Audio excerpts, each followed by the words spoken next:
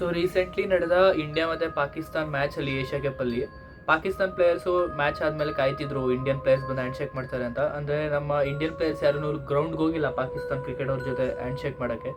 So ಇದರಿಂದ ನಿರಾಶವಾದ Pakistan cricket board ಅವರು ಅವರ ಈಗೋ ಹರ್ಟ್ ಆಗಿ ICC ಮುಂದೆ ಒಂದೆರಡು ಡಿಮ್ಯಾಂಡ್ನ ಇಕ್ತಾರೆ. ಇಲ್ಲಾಂದ್ರೆ ನಾವು ನೆಕ್ಸ್ಟ್ ಮ್ಯಾಚ್ UAE ಜೊತೆ ಆಡಲ್ಲ. We cannot play the next match with UAE. It's not fair to us. ಹೇಳ್ತಾರೆ. ಫಸ್ಟ್ ಡಿಮ್ಯಾಂಡ್ ಇಕ್ತಾರೆ, ಆ ಮ್ಯಾಚ್ ರೆಫ್ರಿ ಯಾರಿದ್ರು ಆ್ಯಂಡಿ ಪ್ರೈಕ್ರಾಫ್ಟ್ ಅವ್ರನ್ನ ತೆಗಿಬೇಕು ಅಂತ ಹೇಳ್ತಾರೆ. ಮತ್ತು ಇನ್ನೊಂದು ಸೂರ್ಯಕುಮಾರ್ ಯಾದವ್ ನಮ್ಮ ಪೆಹಲ್ಗಾಮಲ್ಲಿ ಆದ ಟೆರರಿಸ್ಟ್ ಅಟ್ಯಾಕ್ ಮೇಲೆ ಒಂದು ಕಮೆಂಟ್ಸ್ನ ಮಾಡ್ತಾರೆ.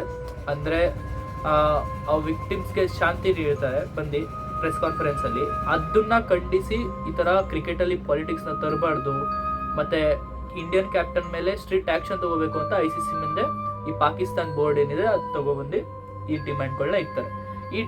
ಆದರೆ ICC ಪಾಕಿಸ್ತಾನ್ ಮಾತಿಗೆ ತಲೆನೇ ಕೆಡಿಸ್ಕೊಂಡಿಲ್ಲ.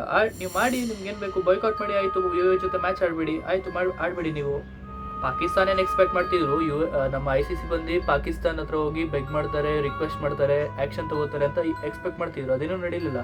ಕೊನೆಗೆ ಪಾಕಿಸ್ತಾನ ಏನು ಮಾಡಿದ್ರು, ಅವ್ರ ಬುದ್ಧಿ ಇದ್ದಿದ್ದಲ್ವಾ, ಎಷ್ಟೇ ಓಡಿಸ್ಕೊಂಡ್ರು ಏನೇ ಮಾಡ್ಕೊಂಡ್ರು ವಾಪಸ್ ಬಂದು ಆಡಿದ್ರು ಮತ್ತೆ.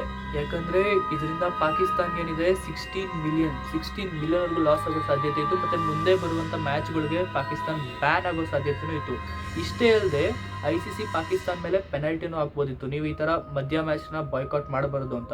ಅದಕ್ಕೆ ಈ ಲಾಸ್ನ ತಡ್ಕೊಳಕ್ಕಾಗಲ್ಲ, ಫಸ್ಟೇ ಅವ್ರ ಎಕಾನಮಿ ಬೀಳ್ತಿದೆ, ಈ ಲಾಸ್ನ ತಡ್ಕೊಳಕ್ಕಾಗಲ್ಲ ಅಂತ ಪಾಕಿಸ್ತಾನ್ ಕ್ರಿಕೆಟ್ ಬೋರ್ಡ್ ಏನು ಮಾಡಿದ್ರು, ಬಂದು ವಾಪಸ್ ಬಗ್ಗಿ ಮ್ಯಾಚ್ ಆಡಿದ್ರು.